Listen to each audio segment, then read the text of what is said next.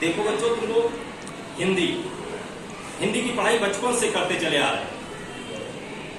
मातृज्ञान, alphabet, स्वर, व्यंजन, ये सब पढ़ते हुए चले जा रहे हो। सब चीजों की मात्राएं होती हैं, सब कुछ 12 क्लास, फर्स्ट ईयर क्लास है। फर्स्ट ईयर क्लास तक आते आते 10 वर्ष तक आपने हिंदी की पढ़ाई की, फिर भी बहुत कुछ छूट गया। कुछ छूटी हुई चीजें हैं जो बताया तो गया था, लेकिन आपको शायद याद ना हो। जिनको याद है उनको रिवाइज हो जाएगा, और जिनको नहीं याद है उनको याद हो जाएगा। देखिए, जैसे मात्राएं जब आप पढ़ रहे थे तो मात्रा जैसे भी पा लिखा हुआ है ये, और इस पर ऐसे लगा हुआ है, तो इसमें आप ये बताइए, इसमें 2 शब्द हैं, 2 अक्षर हैं, एक पा है और एक रा है। आपको ये बताना है कि ये पा आधा है या रा आधा है। आधा क्या है?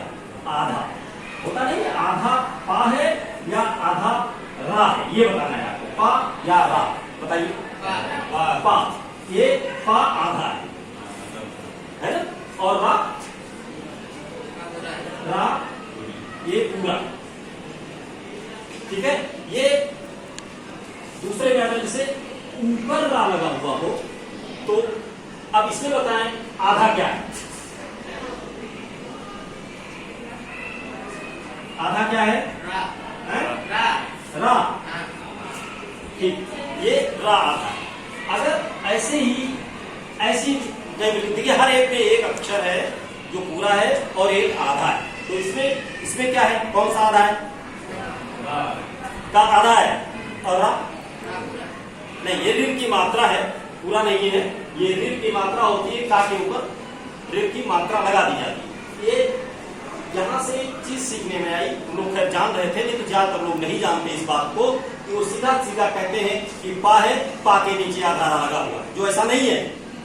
ये जो नीचे होता है वही पूरा होता है, जो ऊपर है वो आधा है। जिस चीज को, जैसे हम कहीं संस्कृत में लिखते हैं बालकम या म शॉर्ट में जब लिखते हैं अहम, तो जो अक्षर को आधा करना होता है, जैसे मक्का लिखते हैं तो इसके नीचे 2 का लगा देते हैं, मट्ठा, मक्का। तो यहाँ पर जो नीचे वाला का है ये पूरा है, ये आधा है, और ये मात्रा हमेशा पूरे पर लगती है, आधे पर मात्रा नहीं लगती है। जैसे स्थिति जब हम लिखते हैं तो देखिए, तुम्हें ऐसा लगता है कि मात्रा सा पर है, सा के पहले से लगाई गई है, लेकिन ऐसा होता नहीं है। होता क्या है? मात्रा हमेशा पूरे पर लगती है, इसलिए इसको छोड़ करके था पर मात्रा चली जाती है, ये आधा अक्षर हो जाता है।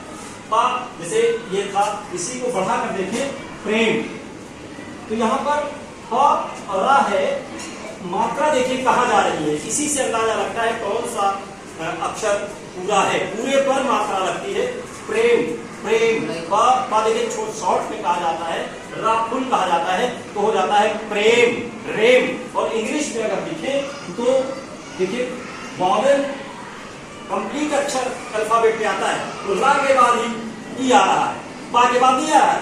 अगर पा के बाद ई लिख देते तो कुछ और बन जाता।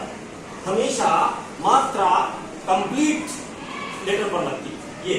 तो यहाँ पर स्थिति बनी, था पर चली गई मात्रा। कीर्ति, जैसे की, अब यहाँ पर जैसे ऐसे लिखा हो कीर्ति, रा देखिए मात्रा कहाँ है? रा पर या ता पर?